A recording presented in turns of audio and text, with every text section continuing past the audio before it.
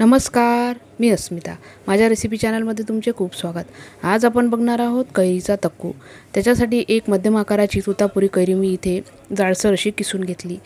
जाडसर किंवा मध्यम आकाराच्या किसणीतून तुम्ही ही किसून घेऊ शकता. आणि एक मोठ्या आकाराचा कांदासुद्धा मी अशाच पद्धतीने किसणीवर किसून घेतला आहे. चवीप्रमाणे लाल तिखट, मीठ आणि गूळ घ्यायचा आहे. फार कमी साहित्यात आणि झटपट बनणारा हा तक्कू आहे.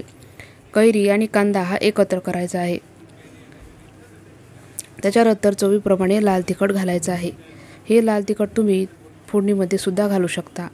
चवीप्रमाणे मीठ घालायचं आहे. आणि कैरीच्या आंबटपणानुसार इथे गुळाचं प्रमाण वापरायचं आहे. जितकी कैरी तितकाच गूळ मी इथे घातला आहे.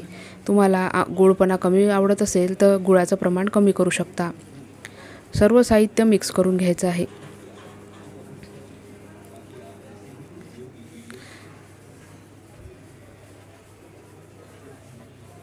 फार झटपट बनणारा हा कैरीचा प्रकार आहे. 8 ते 15 दिवस फ्रीजमध्ये सहज टिकतो. आणि जेवताना तुम्ही तोंडी लावणी म्हणून हा प्रकार नक्कीच करून ठेवू शकता. एकदा करून ठेवला तर 8 दिवस सहज जातो. कैरी, कांदा, तिखट, मीठ हे सगळं मिक्स झालं आहे. आता आपल्याला फोडणी करायची आहे. खमंग अशी फोडणी ह्या तक्कूवर द्यायची आहे.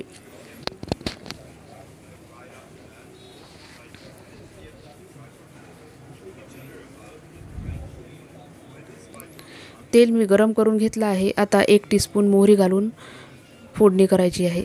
मोहरी चांगली फुटू द्यायची आहे.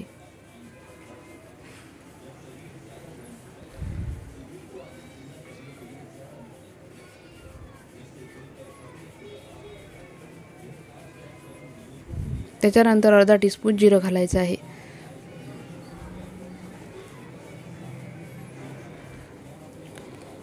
अर्धा टीस्पून हिंग घालायचा आहे.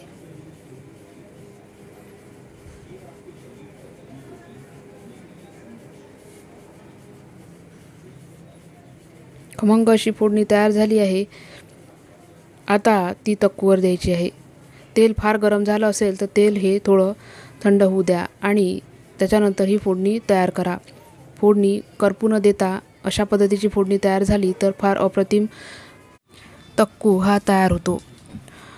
गूळ चांगला मुरल्यानंतर फार छान स्वादाचा हा तक्कू तयार होतो. अशा पद्धतीचा तक्कू हा नक्की करून बघा. व्हिडिओ आवडल्यास लाईक करा, शेअर करा, सबस्क्राईब करा आणि बेल आयकॉनही प्रेस करा. म्हणजे माझ्या व्हिडिओच्या नोटिफिकेशन तुम्हाला मिळतील. परत भेटू अशाच एका रेसिपीसह. धन्यवाद.